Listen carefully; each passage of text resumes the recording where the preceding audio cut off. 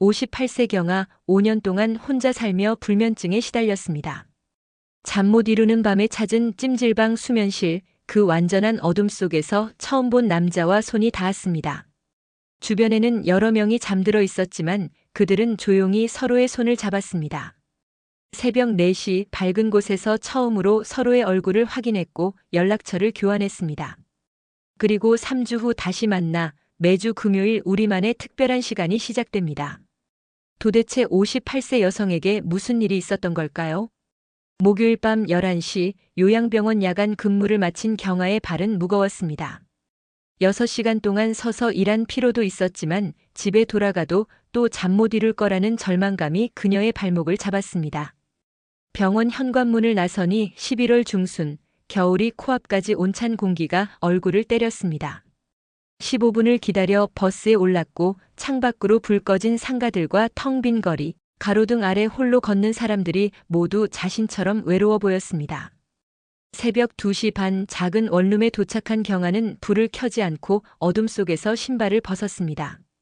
남편이 심장마비로 세상을 떠난 후 큰 집을 정리하고 이곳으로 이사 온 뒤 딸 체리는 대구로 시집가서 경아는 완전히 혼자가 되었습니다. 침대에 누워 천장을 바라봤지만 새벽 3시 30분, 1시간이 넘도록 전혀 졸리지 않았습니다.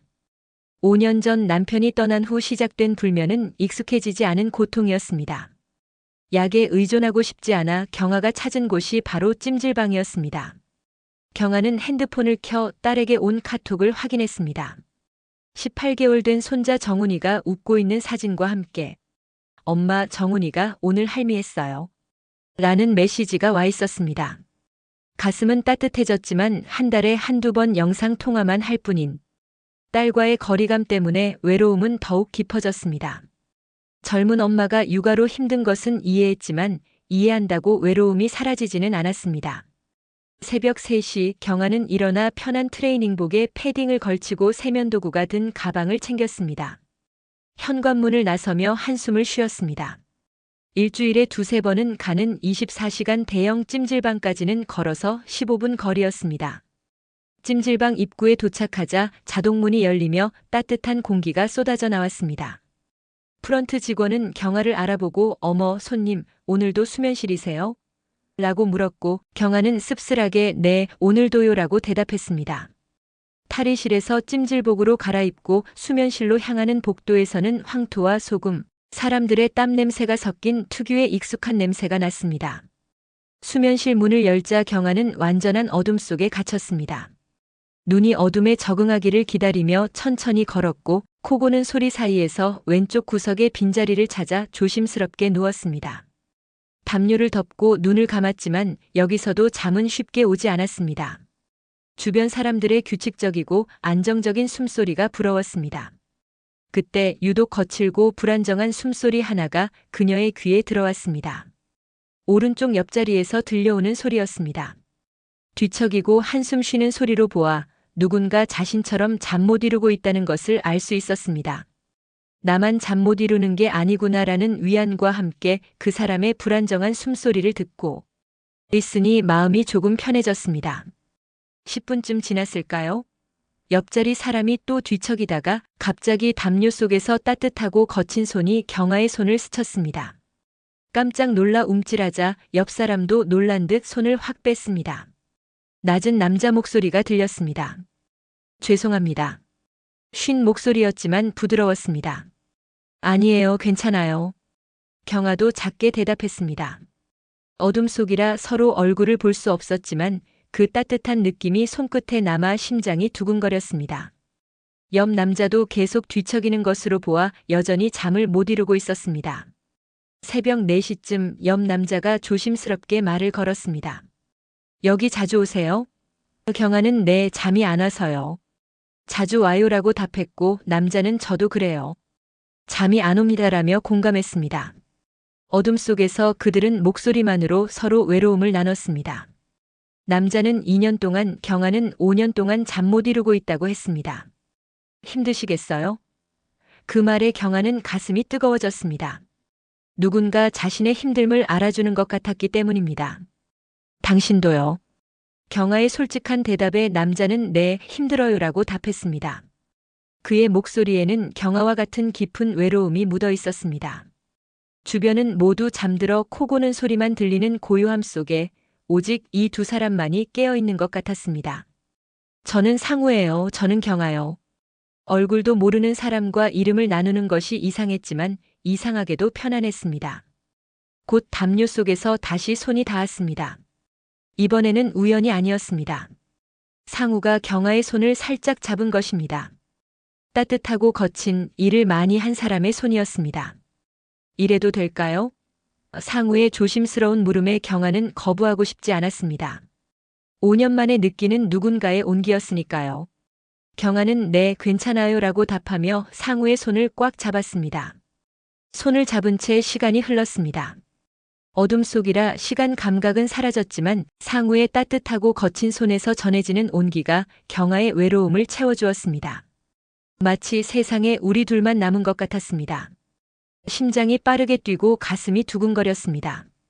5년 만에 느끼는 떨림이었습니다. 경아는 지금 이 순간 자신이 살아있다는 것을 느꼈습니다. 상우가 조심스럽게 경아의 손을 더 꽉 잡으며 괜찮아요? 라고 작게 물었고 경아 역시 떨리는 목소리로 네, 괜찮아요 라고 답하며 상우 쪽으로 몸을 돌렸습니다. 어둠 속에서 상우의 거칠고 빠른 숨소리가 들렸습니다.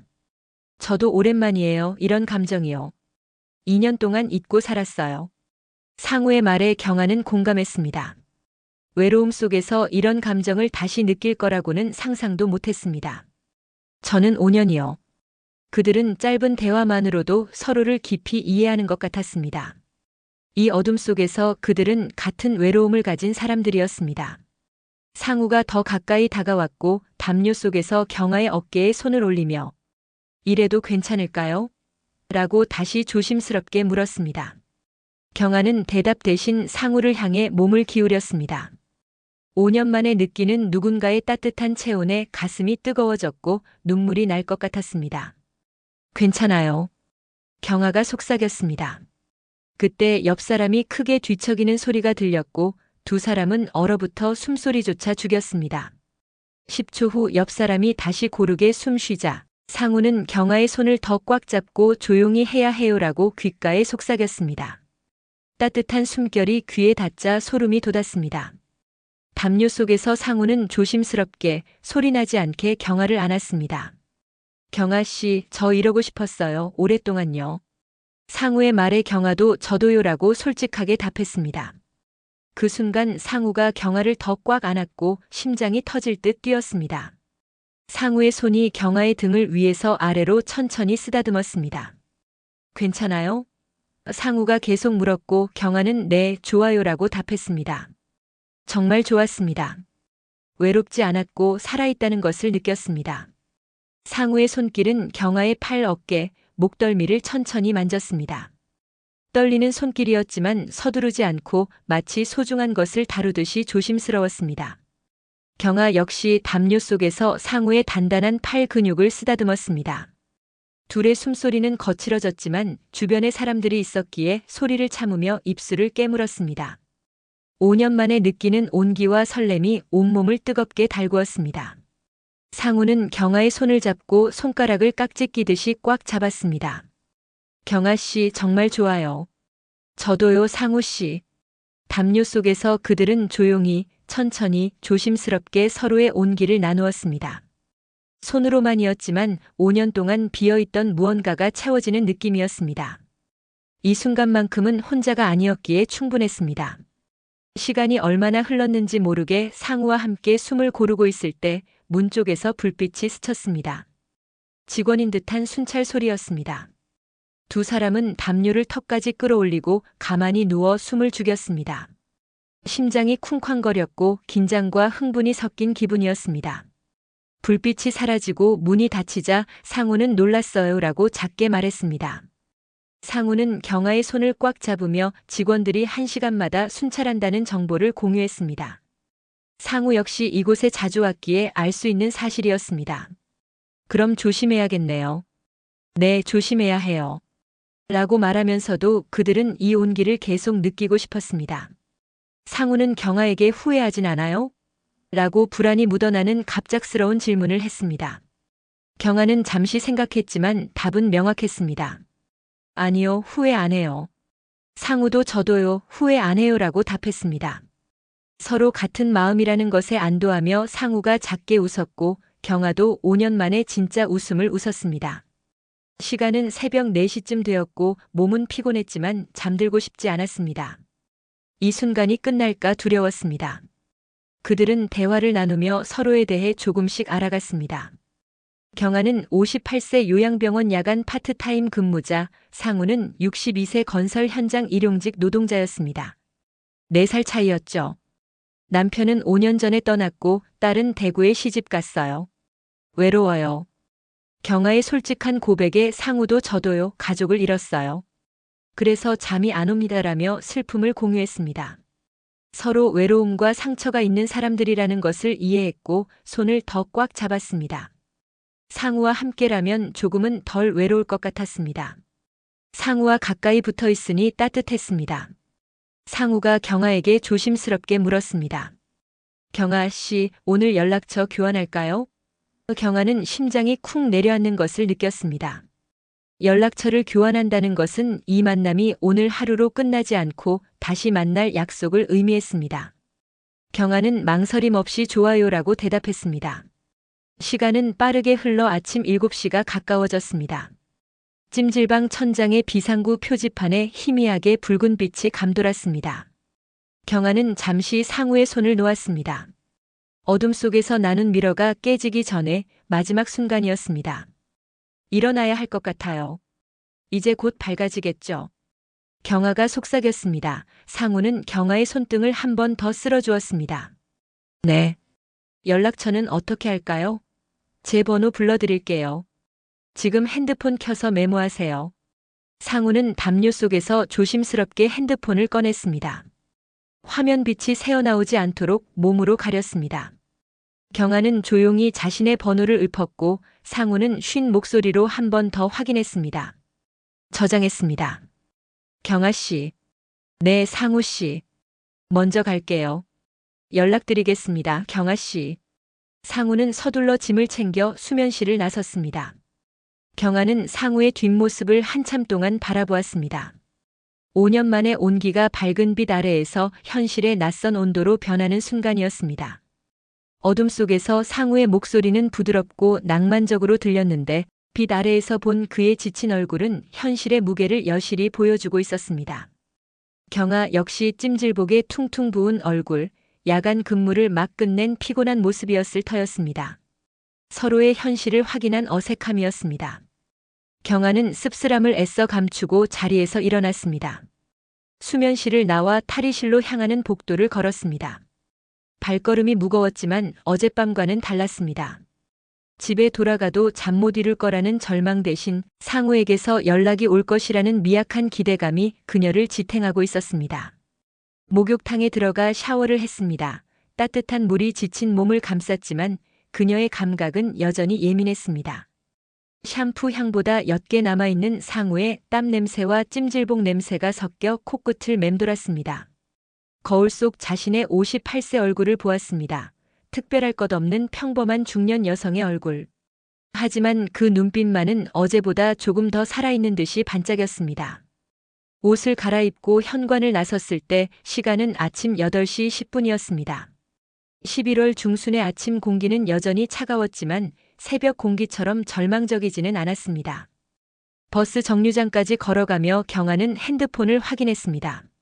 아직 상우에게서 연락은 없었습니다. 집에 도착해 침대에 누웠지만 역시 잠은 오지 않았습니다. 하지만 이번에는 초조하지 않았습니다. 새벽 내내 상우와 나눈 이야기, 손을 잡고 포옹했던 온기가 생생하게 남아있었기 때문이었습니다. 그녀는 핸드폰을 머리맡에 두고 알람 소리라도 놓칠까 노심초사했습니다. 오전 10시 30분 마침내 알람이 아닌 카카오톡 메시지 알림이 울렸습니다. 경아 씨 잘 들어가셨어요? 저는 현장에 나와서 아침 먹고 이제 일 시작합니다. 경아는 심장이 쿵쾅거리는 것을 느꼈습니다. 5년 만에 느끼는 아가씨 때 경험했던 듯한 가슴 떨림이었습니다. 그녀는 손끝이 떨리는 것을 진정시키고 답장을 보냈습니다. 네, 상우 씨 덕분에 잘 들어왔어요. 일 힘드시죠? 아침은 잘 챙겨 드셨어요? 답장은 바로 왔습니다. 덕분이라뇨. 제가 경아 씨에게 감사할 따름입니다. 일은 괜찮아요. 몸을 움직여야 잡념이 사라지거든요. 경아 씨는 주무시지 못했을 텐데 지금이라도 좀 주무세요. 경아는 상우의 세심함에 가슴이 뭉클했습니다. 단지 하룻밤 외로움을 나눈 사이였지만 그는 진심으로 그녀를 염려하고 있었습니다. 네, 그러려고요. 상우 씨, 오후에 제가 다시 연락드릴게요. 일 열심히 하세요. 네. 경아 씨도 편안한 오후 보내세요. 경아는 핸드폰을 꼭 쥐고 눈을 감았습니다. 상우의 메시지를 본 덕분일까 오랜만에 깊은 잠이 들 수 있었습니다. 다음 날인 금요일 경아는 밤 근무가 없는 날이었습니다. 오후 3시 상우에게 전화가 왔습니다. 경아 씨 주무셨어요? 네, 상우 씨 덕분에 오랜만에 푹 잤어요. 다행이네요. 오늘은 일찍 퇴근했습니다. 혹시 오늘 저녁 드실 시간 괜찮으신가요? 경아는 상우의 조심스러운 물음에 심장이 다시 뛰었습니다. 찜질방이 아닌 밝은 곳에서 서로를 다시 만나는 것이었습니다. 네, 좋아요. 상우 씨, 어디서 만날까요? 저는 지금 집 근처에 있는데 경아 씨 계신 곳으로 갈게요. 밥이라도 한 끼 같이 합시다. 제가 살게요. 아니에요. 제가 상우 씨 일하는 곳 근처로 갈게요. 너무 무리하지 마세요. 결국 경아는 상우의 집 근처 작은 기사식당 앞에서 만나기로 했습니다. 오후 6시 약속 장소에 도착했습니다. 어둠이 막 내리기 시작한 시간이었습니다. 식당 앞을 서성이는데 맞은편에서 상우가 걸어왔습니다. 청바지에 낡은 카키색 점퍼를 입고 있었습니다. 찜질방에서 봤던 작업복 차림이 아닌 사복 차림이었습니다. 경아 씨, 상우가 먼저 경아를 향해 걸어왔습니다. 그의 얼굴은 어젯밤보다는 조금 더 편안해 보였지만 여전히 피곤함이 묻어 있었습니다. 상우 씨, 안녕하세요. 어둠 속에서 손을 잡고 온기를 나누던 사이가 맞나 싶을 정도로 어색했습니다. 인사말이 너무 형식적이었습니다. 들어가요. 날 추운데 상우는 식당 문을 열어 경아를 안내했습니다. 식당 안은 시끌벅적했고 사람들이 뿜어내는 열기로 훈훈했습니다. 상우는 조용하고 구석진 테이블을 골라 앉았습니다. 여기는 돼지 불백이 맛있어요. 상우가 말했습니다. 네, 그걸로 주세요. 음식을 기다리는 동안 둘은 테이블 위에서 서로의 손을 볼 수 있었습니다. 어젯밤 담요 속에서 온기를 나눴던 그 손이었습니다. 경아는 자신의 얇고 마디가 굵은 손을, 상우는 굳은 살이 박이고 거친 손을 바라봤습니다. 경아는 자기도 모르게 상우의 손에 시선을 고정했습니다. 손이 참 거칠어요. 힘들게 일하시죠? 경아가 조심스럽게 물었습니다. 상우는 멋쩍게 웃으며 자신의 손을 내려다봤습니다. 경아 씨 손은 고생 많이 하신 손 같아요. 요양병원 일도 참 힘든 일인데. 돼지 불백이 나왔습니다. 둘은 말이 없이 밥을 먹었습니다. 어둠 속에서 나누던 솔직한 대화는 온데간데 없었습니다. 서로의 밥 먹는 모습, 젓가락질하는 소리만 들렸습니다. 밥을 거의 다 먹었을 때 경아가 먼저 용기를 냈습니다. 상우 씨, 어젯밤 제가 드린 말씀 후회 안 하신다고 하셨죠? 상우가 젓가락을 내려놓고 경아를 바라봤습니다. 네, 후회 안 합니다. 경아 씨도요? 저도요. 5년 동안 그렇게 깊은 잠을 잔 건 처음이었어요. 그리고 외롭지 않았어요. 상우의 눈가가 촉촉해졌습니다. 저도 마찬가지였습니다. 2년 동안 숨 쉬는 법을 잊고 살았던 것 같아요. 경아 씨를 만난 순간 다시 살아 숨 쉬는 기분이었어요. 침묵이 흘렀습니다. 식당의 소음이 그들의 주변을 맴돌았지만 둘 사이의 고요함은 묵직했습니다. 저희 가족 이야기를 좀 더 할까요? 상우가 조심스럽게 말했습니다. 경아는 고개를 끄덕였습니다. 상우는 2년 전 아내를 교통사고로 잃었다고 했습니다. 아내는 평생 식당을 운영하며 상우 뒷바라지를 했는데 갑작스러운 사고였습니다. 아내가 떠난 후 상우는 술에 의존했고 결국 하나뿐인 아들과도 연락이 끊겼다고 했습니다. 제가 아들을 너무 힘들게 했어요. 술 취해서 험한 말도 많이 했죠. 이젠 아들이 저를 보고 싶어 하지 않습니다. 상우의 목소리에 깊은 회한이 담겨 있었습니다. 경아는 눈물을 참으며 상우의 말을 들었습니다. 남편을 잃은 슬픔, 딸 채린과의 거리감, 손자를 보고 싶어도 볼 수 없는 외로움. 그 모든 것이 상우의 사연과 겹쳐졌습니다. 저희는 참 닮았네요. 경아가 낮은 목소리로 말했습니다. 네. 같은 상처가 있는 사람들 같아요. 그래서 어젯밤 어둠 속에서도 서로를 알아봤나 봅니다. 밥값을 계산하고 식당을 나섰습니다. 어둠이 완전히 내려앉은 거리였습니다. 커피라도 한잔 할까요? 아니면 제가 사는 곳에 작은 공원이 있는데 잠시 걸으실래요? 상우가 물었습니다. 경아는 공원에서 걷자고 했습니다. 식당의 밝은 불빛 아래보다는 어둠 속이 조금 더 편안했기 때문인지도 몰랐습니다. 공원에 들어서자 차가운 밤 공기가 다시 얼굴을 때렸습니다.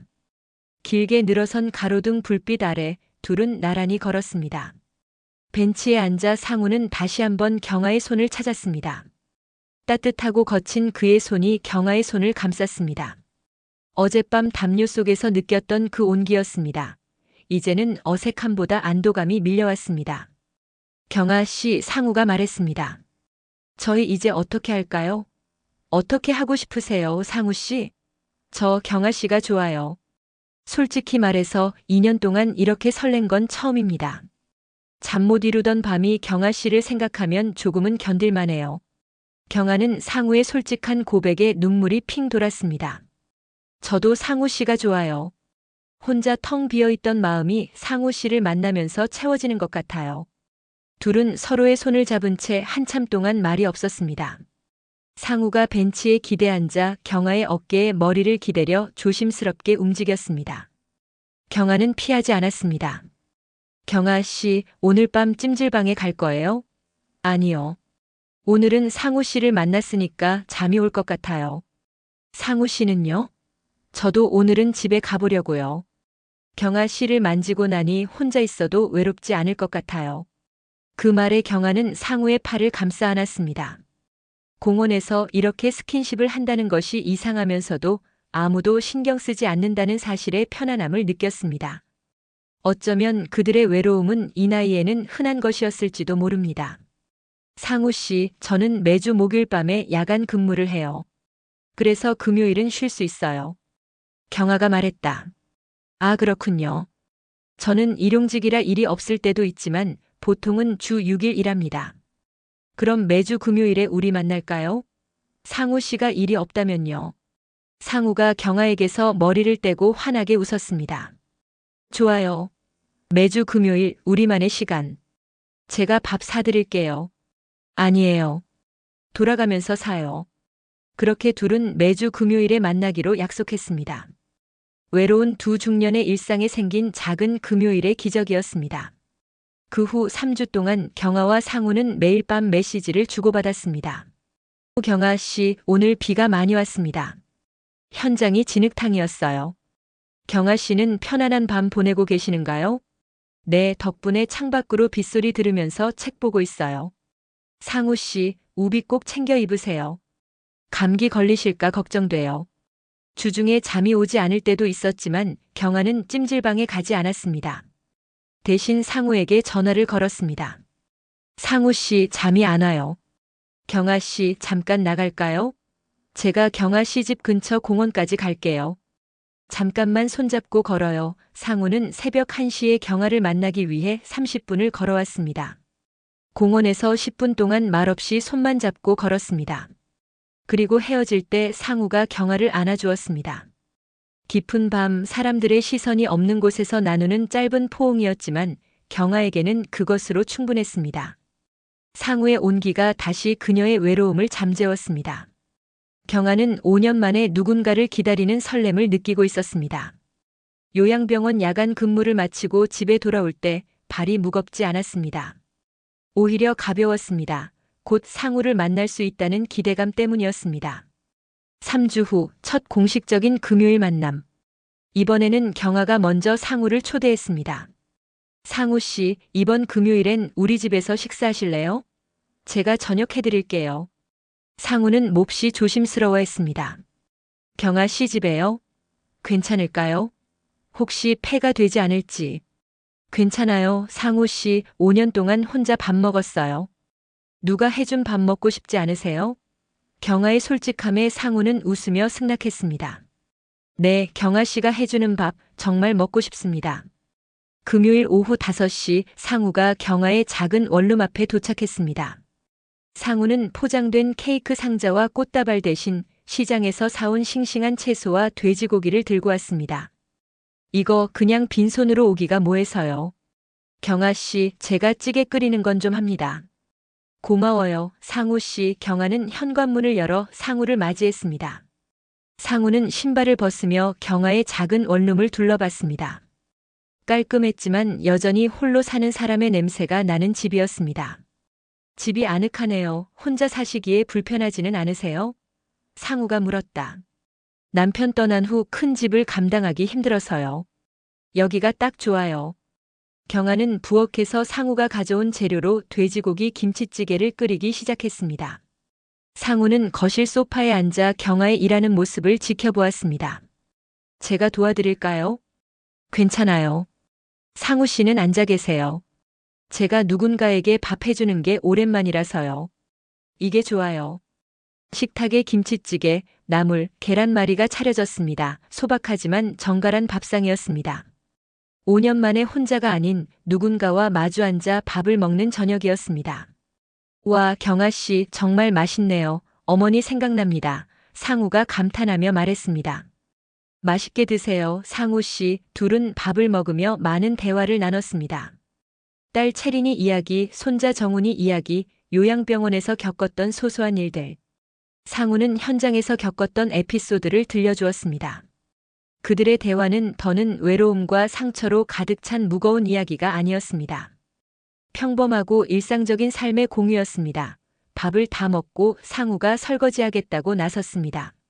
손이 거친데 제가 할게요. 경아가 말렸지만 상우는 고집을 부렸습니다. 괜찮습니다. 경아 씨는 쉬세요. 제가 일하는 사람인데 이 정도는 해야죠. 상우가 부엌에서 설거지하는 뒷모습을 보며 경아는 왠지 모를 가족의 느낌을 받았습니다. 남편이 살아있을 때도 딸이 집에 있을 때도 느끼지 못했던 일상의 따뜻함이었습니다. 설거지를 마친 후 둘은 거실 소파에 나란히 앉았습니다. TV를 켰지만 보는 둥 마는 둥 했습니다. 경아 씨. 상우가 경아의 손을 잡았다. 오늘 정말 행복합니다. 밥도 맛있었고 이렇게 경아 씨 집에서 같이 있는 것도 좋고. 저도 좋아요. 상우 씨. 상우는 경아의 어깨에 기대왔습니다. 경아는 상우의 머리를 조심스럽게 쓰다듬었습니다. 건설 현장에서 거친 일에 지친 62세 남자의 머리카락이었습니다. 상우 씨, 저희 이제 연애하는 건가요? 경아가 조용히 물었습니다. 상우는 고개를 들어 경아를 바라보았습니다. 그의 눈빛은 찜질방 어둠 속에서 처음 느꼈던 절박함과 설렘이 섞여 있었습니다. 연애, 저희 나이에 연애라는 말이 어울릴까요? 저희 나이에도 설레고 싶고 누군가와 함께하고 싶잖아요. 저는 상우 씨와 함께하는 매주 금요일이 좋아요. 저도요. 경아 씨. 상우는 경아를 조심스럽게 안았습니다. 찜질방 담요 속에서 느꼈던 온기가 다시 경아를 감쌌습니다. 하지만 이번에는 들킬까봐 숨을 죽일 필요가 없었습니다. 경아의 집이었고 둘만의 시간이었습니다. 상우의 손이 경아의 등을 부드럽게 쓰다듬었습니다. 밤 9시 상우가 일어섰습니다. 더 늦으면 경아 씨 주무시는데 방해될 것 같아요. 이만 가봐야죠. 네, 상우 씨 조심히 가세요. 현관에서 상우는 경아를 다시 한번 꽉 안아주었습니다. 다음 금요일에도 올게요. 네, 다음 금요일에 봐요. 상우가 떠난 후 경아는 텅 빈 거실에 혼자 남았습니다. 하지만 집은 더는 차갑지 않았습니다. 상우가 끓여준 김치찌개 냄새와 그가 만졌던 식탁의 온기가 남아있는 듯 했습니다. 경아는 침대에 누웠습니다. 한밤 12시 30분. 여느 때라면 불면과 외로움에 몸부림쳤을 시간이었습니다. 하지만 그녀는 깊은 잠에 빠져들었습니다. 58세 여성에게 일어난 일. 5년 동안 닫혀있던 마음의 문이 열리고 불면과 외로움의 긴 터널을 빠져나와 금요일에 연인을 만난 이야기였습니다. 매주 금요일 텅 빈 그녀의 삶은 상우의 온기로 가득 채워지기 시작했습니다. 경아와 상우는 매주 금요일에 연인이 되었습니다. 찜질방 수면실의 어둠 속에서 시작된 관계는 이제 경아의 작은 원룸으로 옮겨와 현실의 일상 속으로 조심스럽게 스며들었습니다. 금요일 저녁은 그들의 일주일 중 가장 기다려지는 시간이었습니다. 상우는 매번 빈손으로 오지 않았습니다. 한 번은 경아를 위해 직접 만들었다며 낡은 나무 조각상을 가져왔습니다. 거칠지만 정교하게 다듬어진 새가 앉아있는 모양이었습니다. 일하다가 쉬는 시간에 틈틈이 깎았어요. 경아 씨가 제 삶에 다시 찾아온 평화 같아서요. 경아는 조각상을 받아들고 눈물을 글썽였습니다. 5년 동안 그녀의 삶은 텅 비어 있었는데 상우는 그 빈 곳에 따뜻하고 정성스러운 흔적을 남기고 있었습니다. 그녀는 그 조각상을 작은 탁자 위에 올려두었습니다. 아침마다 눈을 뜰 때마다 보이는 그 조각상이 상우의 존재를, 그리고 이 관계가 단순한 외로움 해소가 아닌 진심임을 확인시켜 주었습니다. 또 다른 금요일에는 상우가 요양병원 야간 근무를 마치고 온 경아를 위해 따뜻한 곰국을 끓여 보온 병에 담아왔습니다. 일 끝나고 집에 와서 드세요. 몸이 허할 텐데 경아는 곰국을 마시며 상우의 깊은 마음을 느꼈습니다. 외로움이 낳은 단순한 만남을 넘어 서로의 삶을 진심으로 보듬기 시작한 것이었습니다. 상우는 경아가 힘든 야간 근무 후 잠 못 이루는 것을 알았기에 그녀의 건강과 휴식에 가장 신경 썼습니다. 경아는 그런 상우의 보살핌 속에서 잃었던 자신에 대한 소중함을 되찾는 기분이었습니다. 그들의 관계가 깊어지면서 대화의 주제도 무거워지기 시작했습니다.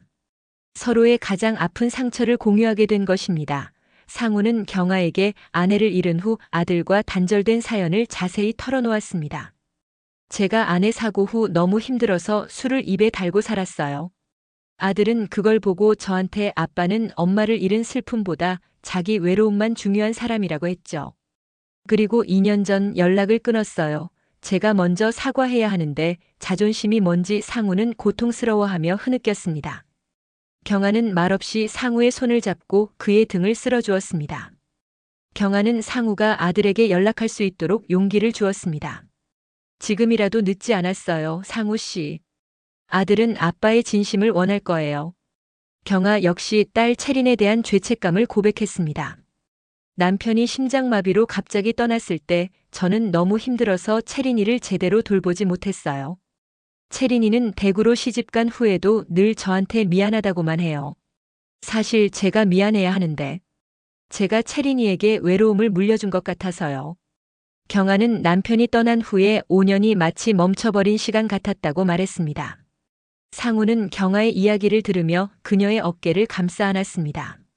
경아 씨, 5년 동안 버텨온 것만으로도 충분히 강한 분입니다. 이제 멈춘 시간을 다시 움직여야죠. 그들은 서로의 상처를 이해하고 보듬었습니다. 경아는 상우에게 상우 씨는 다시 살아갈 용기가 있는 사람이라고 위로했고, 상우는 경아에게 경아 씨는 이제 혼자만의 외로움에서 벗어나도 괜찮다고 힘을 주었습니다. 그들은 서로에게 상처를 치유하는 약이 되어주고 있었습니다. 두 사람의 관계는 단순히 연인의 설렘을 넘어 서로의 상처를 아는 깊은 동지애로 발전하고 있었습니다. 한 달이 지나자 그들의 관계는 새로운 국면에 접어들었습니다. 단순히 금요일 밤에 만나 위로를 나누는 것을 넘어 미래에 대한 고민이 생기기 시작한 것입니다. 어느 금요일 저녁 상우는 조심스럽게 입을 열었습니다. 경아 씨, 사실 제가 경아 씨 집 근처에 지금 사는 곳이 좀 외진 곳이라 경아 씨 보러 오갈 때 시간이 너무 걸리기도 하고 경아는 깜짝 놀라 상우를 바라봤습니다. 상우는 경아의 집 근처로 이사와 더 자주 주말에도 함께하고 싶다는 솔직한 마음을 전했습니다. 경아 씨가 보고 싶을 때 언제든 달려오고 싶어요. 저는 경아 씨 옆에서 경아 씨의 불면증을 책임지고 싶습니다. 경아는 기쁘면서도 불안했습니다. 이 관계가 너무 빨리 현실 속의 동거로 변하는 것은 아닌지 두려웠습니다. 상우 씨, 저희 조금 천천히 할까요? 이 관계는 저희 둘에게 너무 소중해요. 갑자기 동네 사람이 되는 건 조금 부담스러워요. 그리고 혹시 채린이가 알게 되면 경아는 솔직하게 자신의 마음을 말했습니다. 자식에게 이 관계를 어떻게 설명해야 할지에 대한 두려움이 가장 컸습니다. 상우는 경아의 말에 수긍했습니다. 미안해요, 경아 씨. 제가 너무 성급했습니다. 경아 씨를 잃고 싶지 않다는 마음이 너무 앞섰나 봐요. 제가 경아 씨의 마음을 더 헤아려야 했어요. 그는 경아의 손을 잡고 부드럽게 쓰다듬었습니다. 경아 씨, 저는 경아 씨가 원하는 속도로 따라갈게요. 제 욕심만 부리지 않을게요. 그러던 중 경아에게 예상치 못한 현실의 문제가 닥쳤습니다. 딸 채린이 다음 달 서울에 올라온다는 소식이었습니다. 엄마, 나 다음 달에 정훈이 데리고 서울 갈게. 오랜만에 엄마도 보고 서울 병원에 정기 검진도 받아야 해서 일주일 정도 머무를 거야. 경아는 기뻤지만 동시에 불안했습니다. 채린이 그녀의 작은 원룸을 보면 왜 아직도 이렇게 혼자 지내냐며 걱정할 것이 뻔했습니다. 더 큰 문제는 상우와의 관계였습니다. 딸에게 상우의 존재를 어떻게 설명해야 할지 막막했습니다. 그녀는 중년의 연애가 자식들에게 어떤 의미로 다가갈지 가늠하기 어려웠습니다. 결국 경아는 채린이 서울에 있는 일주일 동안은 상우를 만나지 않기로 했습니다. 상우 씨, 미안해요. 다음 주 금요일은 못 만날 것 같아요. 채린이가 정훈이 데리고 와서 일주일 동안 우리 집에 머물기로 했어요. 상우는 잠시 침묵했습니다. 네, 알겠습니다. 경아 씨의 마음이 편한 게 가장 중요합니다. 상우의 목소리에는 실망감이 역력했지만 그는 경아의 입장을 충분히 존중하려 애썼습니다. 상우 씨, 이해해 주세요. 딸에게 아직 상우 씨 이야기를 할 용기가 없어요. 제가 너무 이기적인가요? 아닙니다. 저는 경아 씨의 모든 것을 이해합니다. 저 때문에 걱정하지 마세요. 다만 일주일이 길게 느껴질 뿐입니다. 저는 경아 씨와의 연락만으로도 버틸 수 있어요. 상우는 그날 밤 늦게까지 경아의 곁에 머물다 돌아갔습니다. 그는 경아의 손을 잡고 이마에 조용히 입을 맞추며 헤어짐을 아쉬워했습니다. 딸 채린이 온 후 경아의 집은 모처럼 활기가 넘쳤습니다. 손자 정훈이의 웃음소리가 작은 원룸에 가득 찼습니다. 다음 날이 금요일이었습니다. 경아는 딸에게 맛있는 저녁을 차려주고 정훈이를 재웠습니다. 밤 11시 채린이 먼저 말을 꺼냈습니다. 엄마, 오늘 일 안 가? 엄마, 목요일 밤에 늘 병원에 갔었잖아. 아, 응. 오늘은 쉬는 날이야. 일주일 내내 너랑 같이 있으려고 미리 조정했어. 경아는 거짓말을 했습니다. 상우를 만나는 것이 외로움 때문이라고 딸이 오해할까 두려웠습니다. 채리는 경아의 작은 원룸을 둘러보며 걱정스러운 듯 말했습니다. 엄마, 혼자 이렇게 좁은 데서 지내는 거 너무 외롭지 않아? 우리가 모시고 대구로 내려가야 하는 거 아닌지 몰라. 아니야, 채린아, 엄마는 여기가 편해. 너희한테 짐 되고 싶지 않아. 경아는 채린과 대화하면서도 마음은 계속 상우에게 가 있었습니다. 지금쯤 상우는 무엇을 하고 있을까? 혼자 밥을 먹고 혼자 TV를 보고 아니면 다시 찜질방에 갔을까? 그녀는 상우가 다시 외로움에 무너지는 것이 두려웠습니다. 한밤 1시 30분 경아는 결국 잠 못 이루고 일어났습니다. 평소 같으면 상우와 달콤한 대화를 나누며 잠들었을 시간. 경아는 핸드폰을 들었습니다. 상우에게 메시지가 와 있었습니다. 경아 씨, 잘 지내시죠? 정훈이가 많이 컸겠네요. 저는 오늘 늦게까지 일했어요. 피곤해서 이제 잡니다. 걱정하지 마세요. 경아는 그 메시지를 보고 눈물을 흘렸습니다. 상우가 이제 잡니다라고 했지만 그녀는 알았습니다. 상우는 지금도 잠 못 이루고 있을 것이다. 그가 찜질방에서 외로움을 견디던 그 밤처럼. 경아는 참지 못하고 새벽 2시에 상우에게 전화를 걸었습니다. 상우 씨, 지금 자요? 아닙니다. 경아 씨, 잠이 안 와서요. 누워 있었어요. 상우의 목소리에는 다시 외로움과 허무함이 묻어 있었습니다. 그는 여전히 그녀가 필요했습니다. 그리고 그녀 역시 그가 필요했습니다. 상우 씨, 찜질방 가지 마세요. 제가 지금 상우 씨 집 근처 공원으로 갈게요. 잠깐만 만나요. 경아 씨. 아니에요. 채린 씨와 있는데 그러지 마세요. 경아 씨가 곤란해져요. 경아는 채린과 정훈이가 잠든 것을 확인하고 패딩을 걸치고 현관문을 나섰습니다.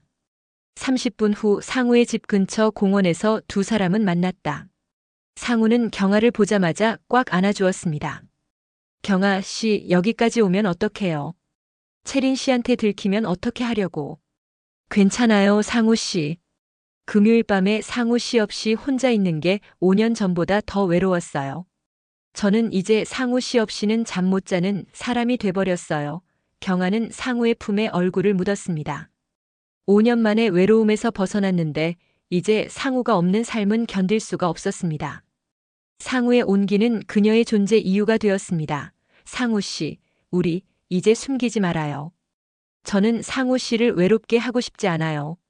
그리고 저도 더는 외로워지고 싶지 않아요. 경아 씨, 그 순간 경아는 결심했습니다. 이 관계는 이제 어둠 속의 비밀이 아닌 현실의 빛 속으로 나와야 할 때라는 것을. 자식들의 시선 때문에 자신의 행복을 외면할 수는 없었습니다. 저 다음 주에 채린이한테 상우 씨 이야기할게요. 제가 상우 씨를 만나서 행복해졌다는 것을요. 경아의 말에 상우는 놀란 듯 경아의 얼굴을 바라봤습니다. 그의 눈에 다시 희망의 불빛이 일렁였습니다. 정말요? 경아 씨의 행복을 응원할게요. 제가 옆에서 지켜드릴게요. 그렇게 두 사람은 일주일간의 이별 후 다시 손을 잡고 공원의 가로등 아래를 걸었습니다. 다음 주 금요일 이들의 관계는 가족이라는 새로운 현실에 직면하게 될 터였습니다. 딸 채린이 대구로 돌아가기 전날 경아는 용기를 내어 채린을 불렀습니다. 주방 식탁에 마주 앉았습니다. 정훈이는 낮잠에 푹 빠져 조용했습니다. 채린아, 엄마 할 이야기가 있어. 경아는 차분하게 5년 전 남편이 떠난 후 찾아온 불면과 외로움, 그리고 찜질방에서 상우를 처음 만난 순간부터 금요일마다 만나는 현재까지의 모든 이야기를 솔직하게 털어놓았습니다. 어둠 속에서 손이 닿았던 떨림, 5년 만에 느낀 온기, 그리고 상우 역시 깊은 상처와 외로움을 가진 사람이라는 것까지. 채린은 경아의 이야기를 묵묵히 들었습니다. 경아는 딸의 표정을 살피며 두려움에 떨고 있었습니다. 딸이 자신의 연애를 어떻게 받아들일지 혹시라도 상우를 가볍게 여길까봐 걱정했습니다. 경아의 이야기가 끝났을 때 긴 침묵이 흘렀습니다. 경아는 눈을 질끈 감았습니다. 엄마 채린이 조용히 입을 열었습니다. 엄마가 지난 5년 동안 얼마나 외로웠는지 사실 저도 잘 알아요. 엄마가 잠 못 이룰까봐 밤마다 걱정했어요. 그런데 왜 진작 저한테 말씀 안 하셨어요? 채린의 목소리에는 비난 대신 서운함과 안쓰러움이 섞여 있었습니다. 엄마는 혹시나 내가 싫어할까봐, 혹은 엄마가 방정 맞다고 내가 생각할까봐 두려웠어. 경아가 솔직히 말했습니다. 채린은 경아의 손을 잡았습니다. 엄마 58세든 88세든 사람이 외로운 건 똑같아요. 엄마가 다시 웃고 잠 잘 자고 누군가를 기다리는 설렘을 느낀다니 저는 정말 감사해요. 상우 아버님은 어떤 분이세요? 엄마한테 잘해주세요. 경아는 안도감에 눈물을 흘렸습니다. 응, 너무 좋은 분이야. 힘들게 일하시지만 마음이 따뜻하고 나를 정말 아껴주셔. 내가 좋아하는 작은 나무 조각상도 깎아주셨어. 채린은 웃으며 경아를 꽉 안아주었습니다. 엄마의 행복이 저한테 가장 중요해요. 다음에 서울 오면 꼭 아버님 뵙고 싶어요. 경아는 그제야 5년 동안 짓눌렸던 무거운 짐을 내려놓은 듯 홀가분했습니다. 현실의 가장 큰 장애물을 넘어선 것입니다. 상우와 아들의 재회 주선. 경아는 채린에게 용기를 얻은 후 상우에게도 아들과의 관계를 회복하라고 적극적으로 권했습니다. 상우 씨, 아드님께 먼저 연락하세요. 제가 옆에 있을게요. 상우 씨가 그동안 얼마나 힘들었는지 아드님도 아셔야 해요. 상우는 망설였지만 경아의 진심 어린 설득에 용기를 냈습니다. 경아는 상우와 아들을 연결해주는 역할을 했습니다. 상우의 아들에게 조심스럽게 문자를 보냈습니다. 상우 씨의 지인입니다. 혹시 아드님과 잠깐 통화할 수 있을까요? 상우 씨가 아드님을 많이 그리워하고 진심으로 사과하고 싶어 합니다. 며칠 후 상우의 아들에게서 연락이 왔습니다. 경아는 상우와 아들이 직접 대화할 수 있도록 전화기를 연결해 주었습니다. 상우는 떨리는 목소리로 아내를 잃은 후 자신의 힘듦과 잘못을 고백했습니다. 아들아, 아빠가 너무 힘들어서 못난 모습만 보여주었다. 내 엄마 몫까지 잘 살아야 했는데 아빠 외로움만 생각했어. 진심으로 미안하다. 아들은 처음에는 냉랭했지만 진심으로 눈물을 흘리는 아버지의 목소리에 마음이 움직였습니다. 아들은 상우에게 당장 모든 것을 용서할 수는 없지만 천천히 다시 시작해보자고 말했습니다. 상우는 경아를 붙잡고 오랫동안 울었습니다. 그의 삶에서 가장 무거운 짐 중 하나가 내려놓아지는 순간이었습니다. 경아는 이 모든 과정이 상우와의 동반 외로움이 낳은 긍정적인 결과임을 깨달았습니다. 그들은 서로에게 기대어 무너졌던 삶의 터전을 다시 세우고 있었습니다. 채린이 돌아가고 며칠 후 상우는 경아를 데리고 찜질방으로 향했습니다. 하지만 이번에는 금요일 밤이 아닌 토요일 오후였습니다. 프런트 직원이 두 사람을 보고 반갑게 인사했습니다. 어머, 손님 두 분 요새 뜸하셨네요. 같이 오셨어요. 상우는 환하게 웃으며 대답했습니다. 네, 저희 이제 불면의 밤은 끝냈습니다. 오늘은 데이트하러 왔어요. 찜질방 식혜랑 계란 먹으러요. 경아와 상우는 찜질방 중앙홀에 앉아 식혜와 구운 계란을 먹었습니다. 수면실이 아닌 밝고 시끄러운 공간에서 마주 앉아 대화를 나누는 것이 어색하면서도 벅찼습니다. 경아 씨 기억나요? 여기서 처음 손이 닿았을 때요. 상우가 경아의 손을 잡으며 말했습니다. 네, 기억나요. 그때 심장이 터지는 줄 알았죠. 경아는 웃었습니다. 상우는 경아에게 중요한 이야기를 꺼냈습니다. 경아 씨, 저 이사 왔어요. 경아 씨 집에서 버스로 2정거장 거리의 작은 월세방을 구했습니다. 경아 씨가 부담스러워할까봐 말 안 했어요. 경아는 놀랐지만 이내 눈물을 글썽였습니다.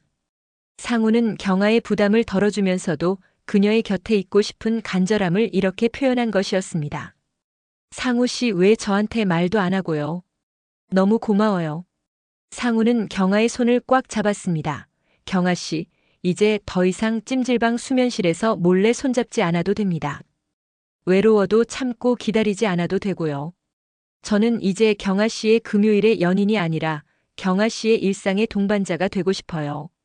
그날 저녁 상우와 경아는 찜질방 수면실에 다시 한번 들어갔습니다. 하지만 잠을 자기 위함이 아니었습니다. 상우는 경아를 가장 구석진 곳, 그들이 처음 만났던 자리로 데려갔습니다. 어둠 속에서 상우는 경아를 꽉 안았습니다. 경아 씨, 여기서 저희의 외로움은 끝났습니다. 그들은 그 어둠의 공간에 작별을 고하고 밝은 빛 속으로 함께 걸어 나왔습니다. 상우와 경아의 이야기는 시니어의 사랑이 외로움을 극복하고 삶의 용기를 되찾게 하는 가장 강력한 처방전임을 보여줍니다. 이들은 찜질방이라는 익명의 공간에서 서로의 상처를 공감하며 단순히 육체적 온기가 아닌 정서적 생존의 끈을 발견했습니다. 나이는 중요하지 않습니다. 외로움을 극복하고 당당하게 자신의 행복을 찾아 현실의 장벽을 넘어서려는 용기 있는 마음만이 새로운 삶을 가능하게 합니다. 청취자 여러분, 우리 사회의 수많은 시니어들이 경아 씨와 상우 씨처럼 외로움과 싸우고 있습니다. 그들에게 필요한 것은 값비싼 약이나 복잡한 프로그램이 아니라 진심으로 손을 내밀어줄 누군가의 따뜻한 온기입니다. 혹시 지금 불면의 밤을 보내고 계신가요? 아니면 주변에 외로움에 지친 분이 계신가요? 경아 씨와 상우 씨의 사연처럼 용기를 내어 당신의 마음을 열어보세요. 그리고 외로운 이웃에게 먼저 따뜻한 말 한마디를 건네보세요. 작은 관심이 누군가의 온연을 바꾸어 놓을 수 있습니다. 구독과 좋아요를 통해 따뜻한 이야기를 더 많은 분과 나눠주시고 이 사연에 대한 여러분의 경험과 응원의 댓글을 남겨주세요. 여러분의 이야기가 또 다른 누군가에게 큰 힘이 됩니다. 다음 주에도 마음을 치유하는 따뜻한 사연으로 찾아뵙겠습니다. 지금까지 시니어 행복 충전소였습니다. 감사합니다.